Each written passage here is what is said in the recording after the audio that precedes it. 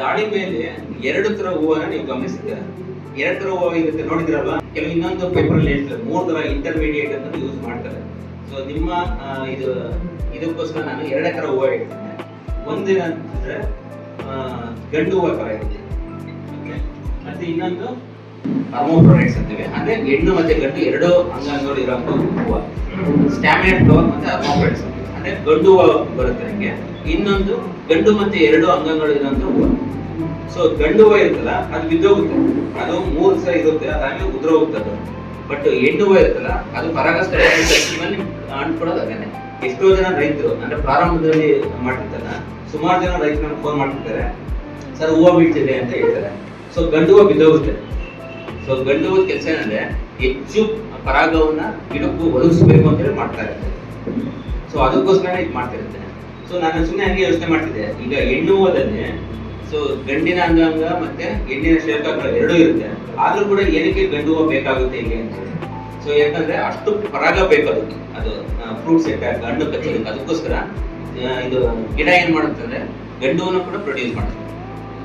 ಮತ್ತೆ ಇದು ಮುಖ್ಯವಾಗಿ ಇದು ಸೆಲ್ಫ್ ಪಾಲಿನೇಟೆಡ್ ಕ್ರಾಪ್. ಅದಾದ್ಮೇಲೆ ಇದು ಓದಯಸ್ ಏನಂತಂದ್ರೆ ಆಪನ್ ಕ್ರಾಸ್ ಪಾಲಿನೇಟೆಡ್ ಕ್ರಾಪ್ ಅಂತ ಹೇಳ್ತೀವಿ. ಅಂದ್ರೆ ಸ್ವಕೀಯ ಪರಾಗಸ್ಪರ್ಶ ಆಗಿರುತ್ತೆ, ಆದ್ರೆ ಸ್ವಲ್ಪ ಸಮಯ ಹೂವು ಬಿಟ್ಟಾದ್ಮೇಲೆ ಸ್ವಲ್ಪ ಕಾಯುತ್ತೆ. ಸೊ ಆದ್ಮೇಲೆ ಇದು ಸ್ವಕೀಯ ಪರಾಗಸ್ಪರ್ಶಕ್ಕೆ ಇದು ಚೇಂಜ್ ಆಗುತ್ತೆ. ಸೊ ಇಂಥ ಟೈಮಲ್ಲಿ ಏನಾಗ್ತದೆ, ಅದೇ ಗಿಡದಲ್ಲಿರುವಂತ ಗಂಡು ಹೂವಲ್ಲಿರುವಂತ ಪರಾಗಗಳು ಏನಾದ್ರು ಬಂದು ಈ ಹೆಣ್ಣು ಹೂವಿನಲ್ಲಿ ಬಿದ್ದರೆ ಹೆಚ್ಚು ಪರಾಗಸ್ಪರ್ಶ ಮತ್ತೆ ಇಳುವರಿ ಕಾಯಿ ಕಟ್ಟುವಂತ ಸಂಖ್ಯೆ ಜಾಸ್ತಿ ಆಗುತ್ತೆ ಅಂತ. ಇದು ಆ ಗಿಡ ತಾನೇ ಒಂದು ಅಡಾಪ್ಟ್ ಮಾಡ್ಕೊಂಡಿರೋಂಥ ಒಂದು ಬಿಹೇವಿಯರ್. ಸೊ ಇದ್ರ 2 ಹೂವು ಇರುತ್ತೆ, ನೀವು ನೋಡ್ಬೋದು. ಸೊ ಹೆಂಗೆ ಅಂದ್ರೆ ಇದೊಂಥರ ನೋಡಿ, ಇದು ಕಾಯಿ ಕಟ್ಟುವಂತ ಹೂವು ಆಯ್ತಾ. ಸೊ ಒಂಥರ ವಾಶ್ ಶೇಪ್ ಇರುತ್ತೆ ಹಿಂಗೆ ಅಲ್ವಾ, ಉದ್ದಕ್ಕೆ ಈ ತರ ಇರುತ್ತೆ. ಸೊ ಇನ್ನೊಂದು ತುಂಬಾ ಚಿಕ್ಕದಾಗಿರುತ್ತೆ ಹೂವು, ಅದು ಗಂಡು ಹೂವು ಇರುತ್ತೆ. ನೀವು ಆ ಗಂಡು ಹೂವಾದ ನೀವು ಹೂವನ್ನ ಸುಮ್ಮನೆ ನಿಮ್ಮ ಕೈ ಮೇಲೆ ಹಿಂಗೆ 1-2 ಸಲ ಬಡ್ರೆ ಕೈ ಕೆಳಗಡೆ ಇಟ್ಕೊಂಡು ಹರಡಿದ್ದಾಗ ನಿಮಗೆ ಒಂಥರ ಹಳದಿ ಬಣ್ಣದ ಸತ್ಯಗಳೆಲ್ಲ ಕೆಳಗಡೆ ಕೈ ಮೇಲೆ ಬೀಳುತ್ತೆ, ಅದೇ ಪರಾಗ. ಸೊ ಹೆಣ್ಣು ಹೂವಿನ ಮೇಲೂ ಅದೇ ತರ ಬರುತ್ತೆ. ಸೊ ನೀವು ಹೆಣ್ಣು ಹೂವಿನ ಇನ್ನೊಂದು ಗಮನಿಸ್ಬೋದು, ಈ ತರ ಮೇಲೆ ಒಂದು ಕಾಣ್ತಲ್ಲ, ಸೊ ಬಂದಿರುತ್ತೆ ಸ್ಟಿಗ್ಮಾ ಅಂತ ಕರಿತೀವಿ, ಶಿಲಕಾಗಲ್ಲ ಆ ತರ ಮೇಲಕ್ಕೆ ಬಂದಿರುತ್ತೆ. ಅದ್ರ ಕೆಳಗಡೆಗೆ ಈ ತರ ಎಲ್ಲ ಆಂಥರ್ಸ್ ಪರಾಗ ರೇಣುಗಳು ಅವೆಲ್ಲವೂ ಕೂಡ ಇರ್ತವೆ. ಸೊ ಗಂಡು ಹೂವಲ್ಲಿ ಒಂದು ಕಾಣೋದಿಲ್ಲ, ಬರೀ ಪರಾಗ ರೇಣುಗಳು ಮಾತ್ರ ಕಾಣ್ತವೆ. ಓಕೆ, ಮತ್ತೆ ನೀವು ಗಿಡದಲ್ಲಿ ಒಂದ್ಸಲ ನೀವು ಅಬ್ಸರ್ವ್ ಮಾಡಿ, ಕೆಲವು ಗಿಡಗಳಲ್ಲಿ ಕೆಲವು ರೊಂಬೆಗಳಲ್ಲಿ ಒಂದೊಂದೇ ಹೂವು ಬಂದಿರ್ತವೆ. ಇದನ್ನ ನಾನು ಸುಮ್ಮನೆ ಹೆಣ್ಣು ಹೂವು ಅಂತಾನೆ ಹೇಳ್ತೀನಿ, ಹರ್ಮೋಫ್ರೊಡೈಟ್ ಅಂತ ಹೇಳಿದ್ರೆ ಮತ್ತೊಂದು ಗೊತ್ತಾದ, ಅಥವಾ ಕಾಯಿ ಕಟ್ಟೋ ಹೂವು ಅಥವಾ ಹೆಣ್ಣು ಹೂವು ಅಂತ ಹೇಳ್ತೀನಿ. ಸೊ ಇದನ್ನ ಒಂದೊಂದೇ ಕಟ್ಟಿರುತ್ತೆ, ಒಂದೊಂದೇ ಹೂವು ಹರಡಿರುತ್ತೆ, ಅಥವಾ ಗೊಂಚಲಲ್ಲಿ ಬಂದಿರ್ತವೆ, 2-3 ಹೂವುಗಳು ಬಂದಿರ್ತವೆ. ಸೊ ಅಲ್ಲಿ ಹಾಕಿದ್ದೀವಿ ನೋಡಿ, ಆ ಕಡೆ ಈ ಕಡೆ ಬಂದಿರ್ತವೆ, ಮಧ್ಯದ ಬಂದಿರ್ತಾರೆ. ಸೊ ಈ ತರ ನೀವು ಒಂದು ಗಿಡವನ್ನು ನೋಡಿದ್ರೆ ನಿಮ್ಗೆ ಗೊತ್ತಾಗುತ್ತೆ. ಸೊ ಹೆಣ್ಣು ಹೂವು ಯಾವುದು, ಗಂಡು ಹೂವು ಯಾವುದು, ಈ ತರದ್ದು ನೀವು ಡಿಫ್ರೆನ್ಸ್ ನೀವು ಕಂಡುಹಿಡ್ಕೋಬಹುದು. ಮತ್ತೆ ಅದ್ರ ಬಗ್ಗೆ ನಾವು ಹೂವಿನ ಬಗ್ಗೆ ಎಲ್ಲ ಸ್ಟಡಿ ಮಾಡಿ ನೋಡಿದಾಗ ನಮ್ಗೆ ಏನಿಸ್ತದೆ ಅಂದ್ರೆ, ಈ ಕಾಯಿ ಕಟ್ಟುತ್ತಲ್ಲ ಹೂವು, ಸೊ ಹರ್ಮೋಫ್ರೊಡೈಟ್ ಫ್ಲವರ್ಸ್ ಅಂತ ಕರಿತೀವಲ್ಲ, ಸೊ ಅದು ಉದ್ದ ಜಾಸ್ತಿ ಇರುತ್ತೆ, ದಪ್ಪ ಇರುತ್ತೆ ಹೂವು. ಮತ್ತೆ ಈ ತರದ್ದು ನಮ್ಗೆ ಉದಾಹರಣೆ ನಾವು ಕಾಣ್ತೆ ಓವ್ಯೂಲ್ಸ್ ಅಂತ ಕರಿತೀವಿ ನಾವು, ಆಯ್ತಾ. ಸೊ ಅದು ನೋಡಿ, ಈ ಹೆಣ್ಣು ಹೂವಿನಲ್ಲಿ 1400 ಜಾಸ್ತಿ ಇರ್ತದೆ, 1000ದಿಂದ ಹಿಡಿದು 1500 ಆಗೋವರೆಗೂ ಇರ್ತವೆ. ಅಂದ್ರೆ ಅಷ್ಟು ಅದಕ್ಕೆ ಪರಾಗ ಹೂವಿನ ಮೇಲೆ ಬಿದ್ದರೆ, ಹೆಣ್ಣು ಹೂವಿನ ಮೇಲೆ ಬಿದ್ದರೆ ಅಷ್ಟು ಇದು ಕಾಯಿ ಕಟ್ಟುವಂಥವು ಕಾಳುಗಳು ಆಗುವಂತ ಶಕ್ತಿ ಇರುತ್ತೆ. ಆದ್ರೆ ನಮ್ಮ ಒಂದು ಇದರಲ್ಲಿ ನಮ್ಗೆ ಎಷ್ಟು ಸಿಗ್ತಿದೆ, 700-800 ಕಾಳುಗಳು ಸಿಗ್ತಾ ಇದೆ ಅಲ್ವಾ. ಒಂದು ಹಣ್ಣು ಬಿಡಿಸಿ ನೋಡಿ ನೀವು, 700-800 ಸಿಗ್ತಾ ಇದೆ. ಬಟ್ ಅದಕ್ಕೆ ಪೊಟೆನ್ಶಿಯಲ್ ಇರೋದು 1ರಿಂದ 1,500 ಅದು ಕಟ್ಟುವಂತ ಶಕ್ತಿ ಇರುತ್ತೆ, ಅಷ್ಟು ಸದೃಢವಾಗಿರುತ್ತೆ. ಅಂದ್ರೆ ಅದಕ್ಕೆ ಪರಾಗ ಜಾಸ್ತಿ ಬೇಕು. ಅದಕ್ಕೋಸ್ಕರ ಸಸ್ಯ ಏನ್ ಮಾಡಿದೆ ಅಂದ್ರೆ ಇನ್ನೊಂದು ಗಂಡು ಹೂವನ್ನು ಕೂಡ ಪ್ರೊಡ್ಯೂಸ್ ಮಾಡ್ಕೊಂತ ಇರುತ್ತೆ, ಜಾಸ್ತಿ ಪರಾಗ ಬೇಕಾಗುತ್ತೆ ಅಂತ. ಮತ್ತೆ ನೀವು ಈ ಹೂವು ಹರಡೋ ಸಮಯ, ಈಗ ನಮ್ಮ ಇದರಲ್ಲಿ 3 ಬೇರೆ ಬೇರೆ ಹಂತದಲ್ಲಿ ಹೂವು ಹರಡುತ್ತೆ. ಒಂದು ಅಕ್ಟೋಬರ್ ನವೆಂಬರ್ ಅಲ್ಲಿ ಕೆಲವು ರೈತರು ಏನ್ ಮಾಡ್ತಾರೆ, ಫ್ಲವರಿಂಗ್ ಬಿಟ್ಕೊಂತಾರೆ. ಸೊ ಈ ಕಡೆ ಕಡಿಮೆ ಅದನ್ನ ನಮ್ಮ ಉತ್ತರ ಭಾರತದಲ್ಲಿ ಜಾಸ್ತಿ ಮಾಡ್ಕೊಂತಾರೆ. ನಂತರ ಫೆಬ್ರವರಿ ಮಾರ್ಚ್ ಅಲ್ಲಿ ಜಾಸ್ತಿ ಫ್ಲವರಿಂಗ್ ಮಾಡ್ತಾರೆ, ಇದು ಜಾಸ್ತಿ ನಾವು ಫಾಲೋ ಮಾಡ್ತೀವಿ ಈ ಕಡೆ ಇರೋದು. ಮತ್ತೆ ಕೆಲವರು ಏನ್ ಮಾಡ್ತಾರೆ ಅಂದ್ರೆ ಜೂನ್ ಜುಲೈ ಅಲ್ಲಿ ಕೂಡ ನಮ್ಗೆ ಅವಾಗ ಮಳೆ ಬರೋ ಕಾಲ ಶುರುವಾಗಿರುತ್ತೆ, ಅಂತ ಟೈಮಲ್ಲಿ ಕೆಲವರು ರೈತರು ಮಾಡ್ತಾರೆ. ಬಟ್ ಸಾಮಾನ್ಯವಾಗಿ ನಮ್ಮ ರೈತರು ಅಡಾಪ್ಟ್ ಮಾಡ್ಕೊಂಡಿರೋದು ಯಾವಾಗ ಅಂದ್ರೆ ಈ ಯುಗಾದಿ ಹಬ್ಬದ ಸುತ್ತಮುತ್ತ ಫ್ಲವರಿಂಗ್ ಬರೋ ತರ, ಅಂದ್ರೆ ಮಾರ್ಚ್ ಏಪ್ರಿಲ್ ಫ್ಲವರಿಂಗ್ ಬರುತ್ತೆ. ಕರೆಕ್ಟ್ ನೀವೆಲ್ಲ ಅದೇ ಟೈಮಲ್ಲಿ ಬಿಡ್ತೀರಲ್ವಾ? ಸೊ ಆದ್ರೆ ಒಂದು ಗಿಡ 3 ಟೈಮು ಫ್ಲವರಿಂಗ್ ಬಿಡುವಂತ ಶಕ್ತಿ ಇದೆ ನಮ್ಮ ಈ ಗಿಡದಲ್ಲಿ. ಬಟ್ ನಮ್ಗೆ ಏನಾಗ್ತದೆ 3 ಸಲ ಅದು ಫ್ಲವರಿಂಗ್ ಬಿಟ್ಟು ನೀವು ಒಂದು ತಗೋಬಹುದು. ನಿಮ್ಮ ಹತ್ರ 1 ಗಿಡ 2 ಗಿಡ ಇಟ್ಟರೆ ಮಾಡ್ಕೋಬೋದಾಗಿದೆ. ಬಟ್ ಏನಾಗುತ್ತೆ ಅಂದ್ರೆ ನಿಮ್ಗೆ ಇಳುವರಿ ಜಾಸ್ತಿ ಬರಲ್ಲ. ಸೊ ಅದಕ್ಕೋಸ್ಕರ ಮಾಡ್ತಂದ್ರೆ ವರ್ಷಕ್ಕೆ 1 ಸಲ, ಕೆಲವು ಸ್ವಲ್ಪ ರೈತರು ಏನ್ ಮಾಡ್ತಾರೆ 2 ಸಲ ತಗೊಳ್ಳುವಂಥದ್ದು ಪ್ರಯತ್ನಗಳನ್ನ ಮಾಡ್ತಾರೆ. ನಮ್ಮ ಪರಿಸ್ಥಿತಿಯಲ್ಲಿ ನಮ್ಮ ವಾತಾವರಣಕ್ಕೆ ಹೊಂದ್ಕೊಂಡಿರೋಂಥವ್ರಿಗೆ ಸ್ವಲ್ಪ ಬಿಸಿಲು ಬೇಕಾಗ್ತದೆ, ಅಂದ್ರೆ ಒಣ ಹವೆ ಅಂತ ಕರಿತೀವಿ. ಸೊ ಅದು ನಮ್ಗೆ ತುಂಬಾ ಸೂಕ್ತವಾಗಿರೋಂಥದ್ದು ಯಾವಾಗ ಅಂದ್ರೆ ಯುಗಾದಿ ಹಬ್ಬದ ಸುತ್ತಮುತ್ತ. ಅಂತ ಟೈಮಲ್ಲಿ ನಾವು ಫ್ಲವರಿಂಗ್ ಬರೋ ತರ ಮಾಡ್ಕೊಂಡಿದ್ವಿ. ಸೊ ಫ್ಲವರಿಂಗ್ ಬಂದಾದ್ಮೇಲೆ ಹೊರಟನೆ ಎಷ್ಟು ಅವಧಿ ಇರುತ್ತೆ, ಎಷ್ಟು ದಿನ ಇರುತ್ತೆ ಫ್ಲವರ್ ಒಂದ್ಸಲ ಬಂದ್ರೆ? 2 ತಿಂಗಳು. ಸೊ ಈ 2 ತಿಂಗಳು ಅವಧಿಯಲ್ಲಿ ನೀವು ಸುಮ್ಮನೆ ಹಂಗೆ ಅಬ್ಸರ್ವ್ ಮಾಡಿ ನೋಡಿ. ಸೊ ಯಾವಾಗ ಜಾಸ್ತಿ ಹೂವು ಹರಡುತ್ತೆ? ಬೆಳಗ್ಗೆ ಹರಡುತ್ತೆ. ನೀವು ಇದು ಅಬ್ಸರ್ವ್ ಮಾಡಿ ಆಯ್ತಾ. ನಾವು ಒಂದೊಂದು ಅಬ್ಸರ್ವೇಷನ್ ಹಾಕೊಂಡಿರ್ತೀವಿ. ಈ ನೀವು ಬೆಳಿಗ್ಗೆಯಿಂದ 4 ಗಂಟೆ ಹಿಡ್ಕೊಂಡು ಸಾಯಂಕಾಲ 4 ಗಂಟೆಗೂ ಒಂದೊಂದೇ ಹೂವು ಹರಡ್ತಾನೆ ಇರ್ತವೆ. ಆದ್ರೆ ಸಾಮಾನ್ಯವಾಗಿ ಹೂವು ಹರಡುವಂತ ಸಮಯ ಜಾಸ್ತಿ ಯಾವಾಗ ಅಂದ್ರೆ ಒಂದು 11 ಗಂಟೆಯಿಂದ 1 ಗಂಟೆಗೂ ಜಾಸ್ತಿ ಹರಡ್ತವೆ. ನಂಬರ್ ಆಫ್ ಫ್ಲವರ್ಸ್ ಅವಾಗ ಜಾಸ್ತಿ ಹರಡ್ತವೆ. ಸೊ ಬೆಳಿಗ್ಗೆಯಿಂದ ಹರಡ್ತವೆ, ನೀವು ಹೇಳಿ ಕರೆಕ್ಟ್. 1 ಹರಡುತ್ತೆ, 2 ಹರಡುತ್ತೆ, ಹಿಂಗೆ ಹರಡ್ತವೆ. ಬಟ್ 3 ಗಂಟೆಗೂ ಹರಡ್ತವೆ ಆಯ್ತಾ. ಸೊ ಹರಡಾದ್ಮೇಲೆ ಅವು ಎಷ್ಟು ದಿನ ಇರುತ್ತೆ ಅಂತ ಅಬ್ಸರ್ವ್ ಮಾಡಿ. ಸೊ ಒಂದು 3 ದಿನದಿಂದ 4 ದಿನದವರೆಗೂ ಆ ಫ್ಲವರ್ಸ್ ಉದುರೋದಿಲ್ಲ ಆಗುತ್ತೆ. ಆದ್ರೆ ಗಂಡು ಹೂವು ಇರುತ್ತಲ್ಲ ಅದೇನಾಗುತ್ತೆ ಒಂದು 3 ದಿವಸಕ್ಕೆ ಬಿದ್ದೋದು. ಒಂದ್ಸಲ ಬೇಗ ಬಿಡುತ್ತೆ.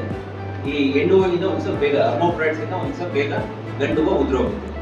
ಓಕೆ, ಒಂದು 3 ರಿಂದ 4 ದಿನ ಅದಕ್ಕೆ ಒಂದು ಲಾಂಜಿವಿಟಿ ಅಂದ್ರೆ ಅದು ಜೀವಿತಾವಧಿ ಹೂವಿಂದ ಇರುತ್ತೆ. ಒಂದು 3-4 ದಿವಸ ಇರುತ್ತೆ. ಅದಾದ್ಮೇಲೆ ಗಂಡು ಹೂವು ಬಿದ್ದೋಗುತ್ತೆ. ಹೆಣ್ಣು ಹೂವು ಸರಿಯಾಗಿ ಪರಾಗಸ್ಪರ್ಶ ಆಗಲಿಲ್ಲ ಅಂದ್ರೆ, ಅಥವಾ ಮೈಕ್ರೋ ನ್ಯೂಟ್ರಿಯೆಂಟ್ಸ್ ಕೊರತೆ ಇತ್ತು ಅಂದ್ರೆ, ಅಥವಾ ನೀರಿನ ಸರಿಯಾಗಿ ತೇವಾಂಶ ಇಲ್ಲ ಅಂದ್ರೆ ಅವಾಗ ಏನಾಗ್ತದೆ ಹೆಣ್ಣು ಹೂವನ್ನು ಕೂಡ ಉದುರೋಗುತ್ತೆ. ಓಕೆ, ಮತ್ತೆ ಅದರಲ್ಲಿ ಈ ಜೇನುಹುಳನ ಅದು ಆಕರ್ಷಣೆ ಮಾಡಬೇಕಲ್ಲ, ಈ ಗಿಡ ಆಕರ್ಷಣೆ ಮಾಡೋದಕ್ಕೆ ಏನ್ ಮಾಡಕ್ಕೆ ಅಂದ್ರೆ ಯಾವುದೇ ಸಸ್ಯ ಆಗಿದ್ರು ಕೂಡ ದುಂಬಿಗಳನ್ನ ಯಾವ ತರ ಆಕರ್ಷಣೆ ಮಾಡುತ್ತೆ ಬಂದಾದ್ಮೇಲೆ ಅವಕ್ಕೆ ಏನಾದ್ರು ಒಂದು ದುಂಬಿಗಳು ಬಂದು ಕೆಲಸ ಮಾಡೋಗ್ತಾವಲ್ಲ, ಅವಕ್ಕೆ ಏನಾದ್ರು ಒಂದು ರಿವಾರ್ಡ್ ಕೊಡ್ಬೇಕಲ್ಲ, ಅವಕ್ಕೆ ಏನಾದ್ರು ಒಂದು ಪ್ರಶಸ್ತಿ ಕೊಡ್ಬೇಕಲ್ಲ. ಏನ್ ಕೊಡುತ್ತೆ ಅದು? ನೆಕ್ಟರ್ ಮತ್ತೆ ಪೋಲನ್, ಅಂದ್ರೆ ಪರಾಗ ಮತ್ತೆ ಮಕರಂದ ಕೊಡುತ್ತಲ್ಲ ಸಸ್ಯ. ಅದೇನಂದ್ರೆ ದುಂಬಿಗಳು ಬಂದು ಕೆಲಸ ಮಾಡ್ತಾವಲ್ಲ, ಆ ಕೆಲ್ಸಕ್ಕೆ ಕೂಲಿ ಕೊಡ್ಬೇಕಲ್ಲ. ಅದಕ್ಕೆ ಸಸ್ಯ ಕೊಡುವಂಥದ್ದು ಕೂಲಿ ಯಾವ್ದು ಅಂದ್ರೆ ಅದು ನೆಕ್ಟರ್ ಅಂದ್ರೆ ಮಕರಂದ. ಆ ಮಕರಂದನೇ ಜೇನುತುಪ್ಪ ಆಗುತ್ತೆ. ಮಕರಂದ ಇರುತ್ತಲ್ಲ ಅದೇ ಜೇನುತುಪ್ಪ ಆಗುತ್ತೆ. ಮತ್ತೆ ಇನ್ನೊಂದು ಪರಾಗವನ್ನ ಕೊಡುತ್ತೆ. ಏನಕ್ಕೆ ಎರಡನ್ನ ಇದು ಅಡಾಪ್ಟ್ ಮಾಡ್ಕೊಳುತ್ತೆ ಅಂದ್ರೆ, ಈ ಪರಾಗ ಇರುತ್ತಲ್ಲ ಸಾಮಾನ್ಯವಾಗಿ ನೀವು ಹೇಳಿದಂಗೆ ಬೆಳಿಗ್ಗೆ ಹೊತ್ತು ಹೂವು ಜಾಸ್ತಿ ಹರಡುತ್ತವೆ. ಯಾವ್ದಾರ ನೀವು ನೋಡಿ ಜಾಸ್ತಿ ಹೂವು ಹರಡುವಂತ ಸಮಯ ಅಂದ್ರೆ ಬೆಳಿಗ್ಗೆ ಹೊತ್ತು 7:30 8 ಗಂಟೆಯಿಂದ ಶುರುವಾಗಿ ಒಂದು ಗಂಟೆಗೂ ಜಾಸ್ತಿ ಹೂವು ಹರಡ್ತವೆ. ಅಂತ ಟೈಮಲ್ಲಿ ಏನಾಗ್ತದೆ ಈ ಪರಾಗವನ್ನು ಜಾಸ್ತಿ ಬರ್ತಾ ಇರ್ತವೆ. ಅವಾಗ ದುಂಬಿಗಳು ಬಂದು ತಗೊಂಡೋಗ್ತವೆ, ಕೆಲಸ ಮಾಡ್ತವೆ, ಕೂಲಿ ತಗೊಂಡು ಹೋಗ್ತವೆ. ಮಧ್ಯಾಹ್ನ ಅಷ್ಟೊತ್ತಿಗೆ ಪರಾಗ ಮುಗಿದು ಹೋಗ್ಬಿಡುತ್ತೆ ಗಿಡದಲ್ಲಿ. ಅವಾಗ ಏನ್ ಮಾಡ್ತಾರೆ ಮತ್ತೆ ದುಂಬಿಗಳು ಕರಿಬೇಕಲ್ಲ, ಅದು ಕೂಲಿ ಕೊಡ್ಬೇಕಲ್ಲ. ಅವಾಗ ಏನ್ ಮಾಡ್ತವೆ ಅಂದ್ರೆ ಮಧ್ಯಾಹ್ನದ ನಂತರ ಏನ್ ಮಾಡ್ತವೆ ಅಂದ್ರೆ ಮಕರಂದವನ್ನ ಅವು ಉತ್ಪಾದನೆ ಮಾಡ್ತವೆ.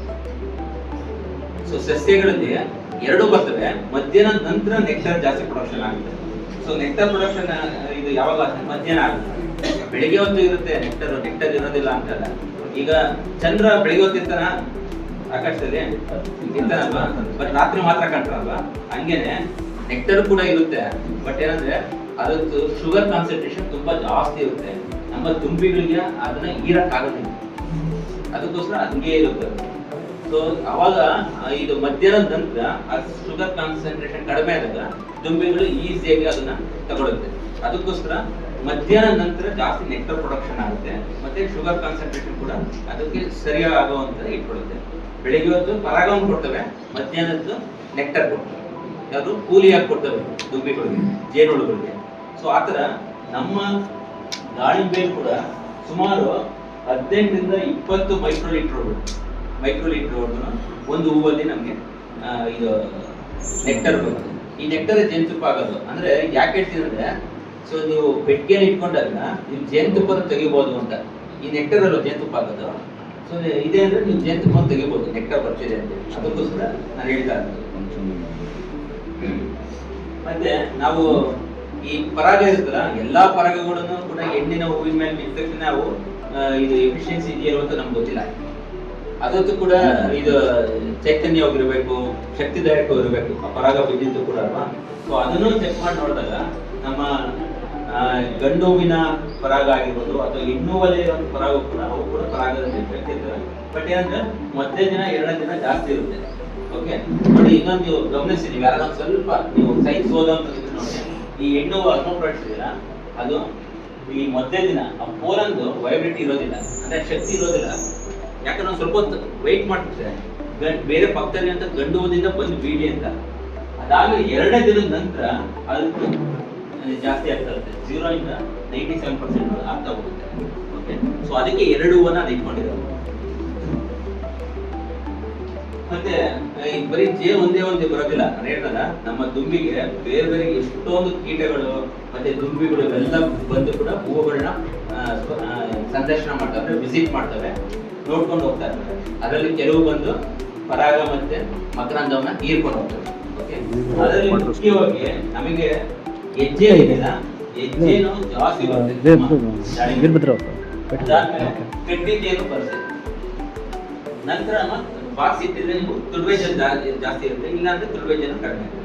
ಇನ್ನುಳಿದಂತೆ ಬೇರೆ ಎಲ್ಲ ದುಂಬಿಗಳು ಬರ್ತವೆ. ನಾನು ಹೇಳಿದ್ರೆ ಇಷ್ಟೊಂದು ದುಂಬಿಗಳು ಒಂದು 20 ದುಂಬಿಗಳನ್ನ ನಾವು ಲಿಸ್ಟ್ ಮಾಡಿದ್ದೀವಿ. ಸೊ ಅದ್ರಲ್ಲಿ ಮುಖ್ಯವಾಗಿ ಹೆಜ್ಜೆನು ಬರ್ತದೆ, ಸೊ ಗಡ್ಡಿ ಜೇನು ಬರ್ತವೆ, ಮತ್ತೆ ನಮ್ಮ ತುಳುವೆ ಜೇನು ಬರುತ್ತೆ, ಮತ್ತೆ ಸ್ಟಿಂಗ್ಲೆಸ್ ಬೀ ಅಂತ ಕರಿತೀವಿ, ನಸರು ಜೇನು ಅಥವಾ ಮುಜಂಡಿ ಜೇನು ಅಂತ, ಇವು ಕೂಡ ಬರ್ತವೆ. ಸೊ ಈಗ ಹೆಜ್ಜೇನು ಮತ್ತೆ ಕಡ್ಡಿ ಜೇನು ಪ್ರಕೃತಿಯಲ್ಲಿ ಇರುತ್ತವೆ. ಅವೆರಡು ಕೂಡ ವೈಲ್ಡ್ ಬೀಸ್ ಅಂದ್ರೆ ಕಾಡಿನ ಜೇನು ಪ್ರಭೇದಗಳು. ಯಾವುದು? ಹೆಜ್ಜೇನು ಮತ್ತೆ ಕಡ್ಡಿ ಜೇನು. ಇವನ್ನ ನಾವು ಸಾಕೋದಕ್ಕಾಗಲ್ಲ, ನೆನ್ಪಿಟ್ಕೊಳ್ಳಿ. ಹೆಜ್ಜೇನು ಮತ್ತೆ ಕಡ್ಡಿ ಜೇನು ನಾವು ಸಾಕೋದಕ್ಕಾಗಲ್ಲ. ಸೊ ಹೆಜ್ಜೇನೆಲ್ಲ ಗೂಡು ಕಟ್ಟಿರೋದೆಲ್ಲ ನೋಡಿರ್ತೀರ ನೀವು. ನಿಮ್ಮ ಊರಲ್ಲಿರುವಂತ ಯಾವ್ದಾದ್ರು ದೊಡ್ಡ ಹರಡಿ ಮರ, ಆಲದ ಮರ, ಈ ತರ ಪ್ರದೇಶದಲ್ಲಿ, ಎತ್ತರದ ಪ್ರದೇಶಗಳಲ್ಲಿ ಅಥವಾ ಅಪಾರ್ಟ್ಮೆಂಟ್ಗಳು, ಟವರ್ಗಳು, ಈ ತರ ಹೆಜ್ಜೆಯನ್ನು ಕಟ್ಟಿರುತ್ತೆ, ನೀರಿನ ಟ್ಯಾಂಕ್ ಇಂಥದ್ದು ಕಟ್ಟಿರುತ್ತೆ. ಸೊ ಇಂಥ ಹೆಜ್ಜೆನು ಬಂದು ಹೂಗಳಲ್ಲಿ ಕೆಲಸವನ್ನು ಮಾಡಬೇಕು. ಸೊ ನಾವೇನ್ ಮಾಡ್ತೀವಿ ಇವತ್ತು ಅಂದ್ರೆ, ಹೆಜ್ಜೆನೆಲ್ಲರೂ ಕಟ್ಟಲು ಸಾಕು ಕೆಮಿಕಲ್ ಹೊಡೆದು ಸಾಯಿಸ್ಬಿಡ್ತೀವಿ. ಸೊ ಅದೇನೋ ನಮ್ಗೆ ಏನೋ ತೊಂದರೆ ಕೊಡುತ್ತೆ ಅನ್ನೋ ತರ ಏನ್ ಮಾಡ್ತೀವಿ ಅಂದ್ರೆ, ನಾವು ಕೆಮಿಕಲ್ ಸ್ಪ್ರೇ ಮಾಡಿ ಸಾಯಿಸೋದು ಅಥವಾ ಪೆಸ್ಟಿಸೈಡ್ ಹೊಡೆದು ಸಾಯಿಸೋದು ಮಾಡ್ತೀವಿ. ಸೊ ಇವತ್ತು ನೀವು ಊರುಗಳಲ್ಲಿ ನೀವು ಪೆಟ್ಟಿಗೆ ಇಟ್ಕೊಂಡಿದ್ದು ಪರವಾಗಿಲ್ಲ, ನಿಮ್ಮ ಊರಲ್ಲಿ ಯಾವ ನೀರಿನ ಟ್ಯಾಂಕ್ ಅಲ್ಲಿ ಅಥವಾ ಮರಗಳ ಮೇಲೆ ಹೆಜ್ಜೆ ಕಟ್ಟಿರ್ತಾರ, ಅದು ಒಂದು ನಿಮ್ಮ ಹೊಲದಲ್ಲಿ ಕೆಲಸ ಮಾಡುತ್ತೆ. ಒಂದು ಹೆಜ್ಜೆ ಕೂಡಲಿ ಸುಮಾರು 50,000 60,000 ಹುಳ ಇರ್ತದೆ. ಒಂದು ಹೆಜ್ಜೆ ಕೂಡ 50,000 60,000 ಇರ್ತದೆ. ಮತ್ತೆ ಒಂದು ಗೂಡಿಂದ ಸುಮಾರು 5 ಕಿಲೋಮೀಟರ್ ಸುತ್ತಳತೆ, 5 ಕಿಲೋಮೀಟರ್ ರೇಡಿಯಸ್ ಅಲ್ಲಿ ಇರುವಂತ ಸಸ್ಯಗಳೆಲ್ಲವಕ್ಕೂ ಒಂದು ಕೆಲಸ ಮಾಡ್ತಾರೆ. ಸೊ ನಿಮ್ಮ ಊರಲ್ಲಿ ಒಂದು ಮರದಲ್ಲಿ 2 ಗೂಡಿದ್ರೆ ಇಡೀ ಊರಿಗಿರುವಂತ ಎಲ್ಲ ತೋಟಗಳು ಅಷ್ಟು ಕೆಲಸ ಮಾಡ್ತಾರೆ. ಓಕೆ, ಬಟ್ ನಾವು ಏನ್ ಮಾಡ್ತೀವಿ? ಕೆಮಿಕಲ್ ಹೊಡೆದು ಸಾಕ್ತೀವಿ. ಅದು ಗೊತ್ತೇ ಇಲ್ಲ, ಅದ್ರ ಬಗ್ಗೆ ಬೆಂಕಿ ಹಾಕಿ ಸಾಕ್ತೀವಿ, ಇದೆಲ್ಲ ಮಾಡ್ತಾ ಇದ್ದೀವಿ. ಸೊ ಇಂಥದ್ದು ಮಾಡೋದ್ರಿಂದ ಏನಾಗ್ತದೆ ಅಂದ್ರೆ, ಇವತ್ತು ಜೇನುಹುಳ ಸಂತತಿ ಕಡಿಮೆ ಆಗ್ತದೆ. ಸೊ ಇದು ಹೆಜ್ಜೇನಿದೆಯಲ್ಲ, ಸೊ ಇದು ರಾತ್ರಿ ಹೊತ್ತು ಕೆಲಸ ಮಾಡುತ್ತೆ. ನೀವು ಲೈಟ್ ಏನಾದ್ರು ಹಾಕಿದ್ರೆ ನಿಮ್ಮ ಮನೆ ಹತ್ರ ಬೆಳದಿಂಗ್ ನೋಡಿ, ನೀವು ರಾತ್ರಿ ಹೊತ್ತು ನಿಮ್ಮ ಮನೆ ಹತ್ರ ಲೈಟ್ ಹೊಡಿದು ಬಂದೇನ ಹೆಜ್ಜೆ ಕೆಲಸ ಮಾಡ್ತಾ ಇರ್ತದೆ ಅಲ್ವಾ, ಒಂದ ಲೈಟ್ ಹೊಡಿತಾ ಇರ್ತದೆ, ನೋಡಿದ್ರಲ್ವಾ? ಅದು ಹೆಜ್ಜೆ ಅಂತ. ಸೊ ರಾತ್ರಿ ಹೊತ್ತು ಕೂಡ ಕೆಲವು ಹೂಗಳು ಆಗ್ತವೆ, ಕೆಲವು ಸಸ್ಯಗಳು ನಾಕ್ಟೋನಲ್ ಅಂತ ಕರಿತೀವಿ, ರಾತ್ರಿ ಹೊತ್ತು ಕೂಡ ಆಗುತ್ತೆ. ನಮ್ಮ ಐಶಾಪ್ಸರ್ ಒಂದು ಡ್ರ್ಯಾಗನ್ ಫ್ರೂಟ್ ಮೇಲೆ ಒಂದು ಎಕ್ಸ್ಪೆರಿಮೆಂಟ್ ಮಾಡಿದ್ರು, ಅದು ರಾತ್ರಿ ಹೊತ್ತೇ ಹರಡುತ್ತದೆ. ಓಕೆ, ಸೊ ಅಂತ ಹೂಗಳು ಬೇಕಲ್ಲ, ಅಂತ ಹೂ ಕೆಲಸ ಮಾಡೋದು ರಾತ್ರಿ ಹೊತ್ತು ಮಾಡ್ತಾರೆ, ಅದರಲ್ಲಿ ಜೇನಲ್ಲಿ ಹೆಜ್ಜೆ ಕೆಲಸ ಮಾಡ್ತಾರೆ. ಸೊ ಈ ತರ ಹೆಜ್ಜೆ ನಾವು ಉಳಿಸ್ಕೊಂಡ್ರೆ ನಮ್ಮ ಪ್ರಕೃತಿಯಲ್ಲಿರುವಂಥ ಸುಮಾರು ಸಸ್ಯಗಳಿಗೆ ನಾವೇನು ಇಟ್ಟು ಇವತ್ತರ ಕಾರ್ಯಗಳಲ್ಲಿ ಯೋಚನೆ ಮಾಡ್ತೀವಿ, ಚಿಂತನೆ ಮಾಡ್ತೀವಿ, ಜೇನು ದುಂಬಿಗಳನ್ನ ಯಾವ ತರ ನಾವು ರಕ್ಷಣೆ ಮಾಡ್ತೀವಿ, ಈ ತರ ಯೋಚನೆ ಮಾಡುವಂತ ಪರಿಸ್ಥಿತಿ ಬರ್ತಾನೆ ಇಲ್ಲ. ಇದೆಲ್ಲ ನಾವು ನಾಶ ಮಾಡಿರೋದ್ರಿಂದ ಇವತ್ತು ಇನ್ನೊಂದು ಪರ್ಯಾಯ ಚಿಂತನೆ ಇವತ್ತು ಉದಯ ಆಗಿದೆ ಅಷ್ಟೇ. ಓಕೆ, ಸೊ ಇಂಥ ಹೆಜ್ಜೆನು ನಮ್ಮ ದಾಳಿಂಬೆಯಲ್ಲಿ ಹೆಚ್ಚು ಕೆಲಸವನ್ನ ಮಾಡುತ್ತೆ. ಅದಾದ್ಮೇಲೆ ಇನ್ನೊಂದು ಹೇಳಿದೆ ನಾನು, ಕಡ್ಡಿ ಜೇನು ಅಂತೀನಿ. ಸೊ ಕಡ್ಡಿ ಜೇನು ಅಥವಾ ಇಂಗ್ಲಿಷ್ ಅಲ್ಲಿ ಏಪಿಸ್ ಫ್ಲೋರಿಯಾ ಅಂತೀವಿ, ಹೆಜ್ಜೆಗೆ ಏಪಿಸ್ ಡಾರ್ಸೆಟಾ ಅಂತ ಕರಿತೀವಿ. ಸೊ ಈ ತರ ನಮ್ಮ ಕಡ್ಡಿ ಜೇನು ಇದೆ, ಏಪಿಸ್ ಫ್ಲೋರಿಯಾ, ಇದು ನಮ್ಮ ಬೇಲಿಗಳಲ್ಲಿ, ಸಣ್ಣ ಸಣ್ಣ ಪೊದೆಗಳಲ್ಲಿ ಗೂಡನ್ನ ಕಟ್ತಿತ್ತು ಅಲ್ವಾ.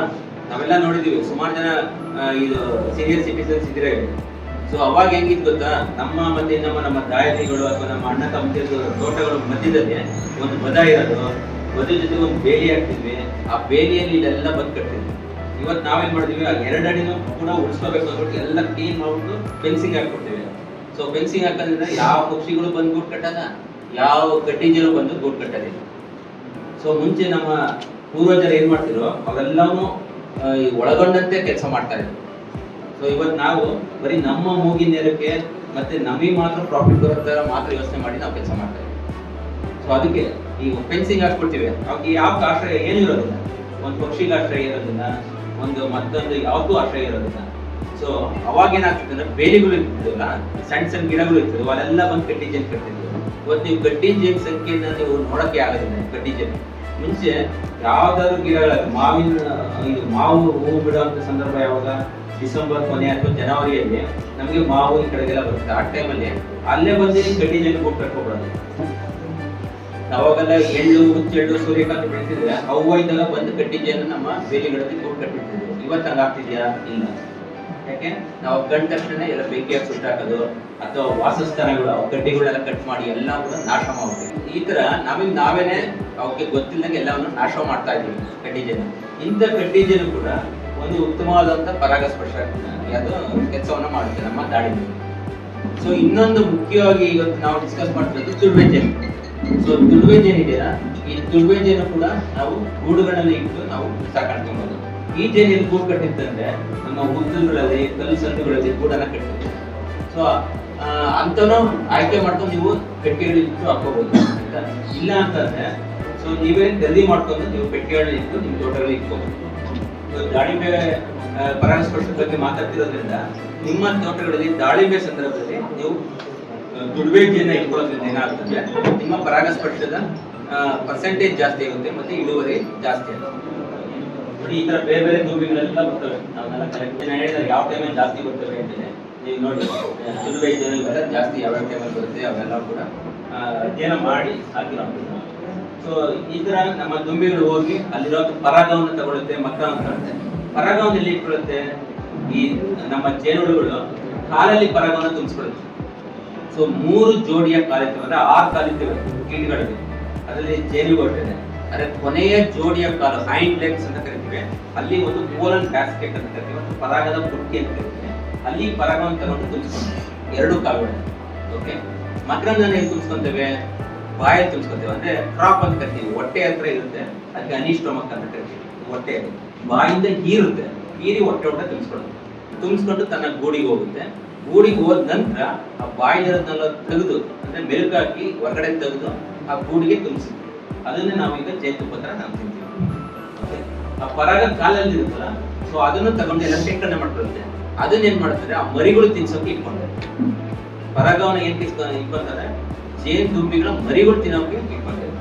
ಓಕೆ, ಅದು ಹೆಚ್ಚುವರಿಯಾಗಿ ಏನ್ ಶೇಖರಣೆ ಮಾಡುತ್ತೆ ಜೇನುತುಪ್ಪನ, ಅದನ್ನ ನಾವು ಕಲೆಕ್ಟ್ ಮಾಡ್ತೀವಿ. ಓಕೆ, ಈ ತರ ನಮ್ಮ ದುಂಬಿಗಳು ಹೋಗಿ ದಾಳಿಂಬೆ ಅಥವಾ ಬೇರೆ ಬೇರೆ ಹೂಗಳಲ್ಲಿ ಕೆಲಸವನ್ನು ಮಾಡ್ತೀವಿ. ಸೊ ನಾವು ಇದು ಜೇನಿಂದ ನಿಜವಾಗ್ಲೂ ಕೂಡ ಪರಾಗಸ್ಪರ್ಶ ಆಗುತ್ತಾ ಏನು ಅಂತೆಲ್ಲ ಚೆಕ್ ಮಾಡಿ ನೋಡಿದಾಗ ಖಂಡಿತ ಆಗುತ್ತೆ. ಇದ್ರಲ್ಲಿ ಯಾವ್ದು ಜಾಸ್ತಿ ಚೆನ್ನಾಗಿ ಕೆಲಸ ಮಾಡ್ತಾರೆ ನೋಡಿದ್ರೆ ಹೆಜ್ಜೆನು ಜಾಸ್ತಿ, ಪರ್ಸೆಂಟೇಜ್ ಜಾಸ್ತಿ, ಅದೇ ನಂಬರ್ 1 ಜಾಸ್ತಿ ಪರಾಗವನ್ನು ತರ್ತವೆ. ಆ ಮೈ ತುಂಬ ರೋಮಗಳಿರ್ತಲ್ಲ, ಅದರಿಂದ ಪರಾಗವನ್ನು ತಗೊಳ್ತವೆ. ಆ ಪರಾಗವನ್ನು ತರೋದ್ರಿಂದ ಜಾಸ್ತಿ ಪರಾಗಸ್ಪರ್ಶ ಆಗುತ್ತೆ. ಓಕೆ, ಸೊ ಅದನ್ನ ಚೆಕ್ ಮಾಡಿ ನೋಡಿದ್ರೆ ಆ ನಂತರ ನಮ್ಮ ತುಳುವೆ ಜೇನು ಚೆನ್ನಾಗಿ ಕೆಲಸ ಮಾಡ್ತೀವಿ. ಸೊ ಅದಕ್ಕೋಸ್ಕರ ನಾವು ಏನಾದ್ರು ಮಾಡಿದ್ವಿ, ಒಂದು ಸ್ಮಾಲ್ ಎಕ್ಸ್ಪೆರಿಮೆಂಟ್ ಕಂಡಕ್ಟ್ ಮಾಡ್ತೀವಿ. ಅಂದ್ರೆ ಒಂದು 6 ಜನ ರೈತರು ಅವರ ತಾಕುಗಳನ್ನ ಮಾಡ್ತೀವಿ. ಮತ್ತೆ ನಮ್ಮ JKVT ತೋಟಗಾರಿಕೆ ಇಲಾಖೆ ಇದೆ, ಅಲ್ಲಿ ದಾಳಿಂಬೆ ಇತ್ತು, ನಮ್ಮ ಹನುಮಂತರಾಯ್ ಸರ್ ಅವರು ಇನ್ಚಾರ್ಜ್ ಮಾಡ್ತೀವಿ. ರೈತರ ತಾಕುಗಳನ್ನ ಮಾಡೋಕೆ ಶುರು ಮಾಡ್ತೀವಿ. ಸೊ ಈ ತರ ನಾವು 3 ತರ ಮಾಡ್ತೀವಿ. ಯಾವ ತರ ಮಾಡ್ತೀವಿ ಅಂದ್ರೆ, ಒಂದು ಗಿಡಕ್ಕೆ ಕಂಪ್ಲೀಟ್ ಬಲೆ ಹಾಕ್ಬಿಟ್ವಿ, ಅಂದ್ರೆ ಯಾವ ದುಂಬಿಗಳು ಹೋಗಿಲ್ಲ. ಓಕೆ, ಸೊ ಅದನ್ನ ಕಂಟ್ರೋಲ್ ಅಂತ ಅನ್ಕೊಂತೀವಿ. ಸೊ ಯಾವ್ದು ದುಂಬಿಗಳು ಹೋಗಲ್ಲ. ಸೊ ಇನ್ನೊಂದ್ರಾಗ ಏನ್ ಮಾಡ್ತೀವಿ ಅಂದ್ರೆ, ಒಂದು ಸ್ವಲ್ಪ ದೊಡ್ಡದಾಗಿ ನೆಟ್ ಹಾಕ್ಬಿಟ್ಟು, ಸೊ ಅದರೊಳಗೆ ಜೇನು ನಮ್ಮ ತುಳುವೆ ಜೇನು ಇರ್ತಲ್ಲ, ಅದಕ್ಕೆ ಒಂದು ಪೆಟ್ಟಿಗೆನ ಇಟ್ಬಿಟ್ಟು, ಸೊ ಇನ್ನೊಂದು ಓಪನ್ ಆಗಿ ಏನಿರುತ್ತೆ ನ್ಯಾಚುರಲ್ ನೀವು ಬಿಡ್ತಿರಲ್ಲ ಆ ತರ ಮಾಡ್ತೀವಿ. ಸೊ ಈ 3ರಲ್ಲೂ ಕೂಡ ಇಳುವರಿ ಯಾವ್ದು ಜಾಸ್ತಿ ಇದೆ ಅಂತ ನಾವು ಚೆಕ್ ಮಾಡಿ ನೋಡಿದಾಗ ನೋಡಿ, ಒಂದು ಹಣ್ಣಿನ ತೂಕ ಆಯ್ತಾ, ಓಪನ್ ಅಲ್ಲಿ ಅಂದ್ರೆ ನೀವು ಬೆಳೀತಿರಲ್ಲ ಆ ತರ ಅಲ್ಲಿ ಹೊರಗಡೆ ಅಲ್ಲಲ್ಲೇ ಪೆಟ್ಟಿಗೆ ಇಟ್ಟು ನಾವು ನೋಡಿದಾಗ ಆ ಇಳುವರಿ ಬಂದ ನಂತರ ಒಂದು ಹಣ್ಣಿನ ತೂಕ 300 ಗ್ರಾಮ್ ಬರುತ್ತೆ.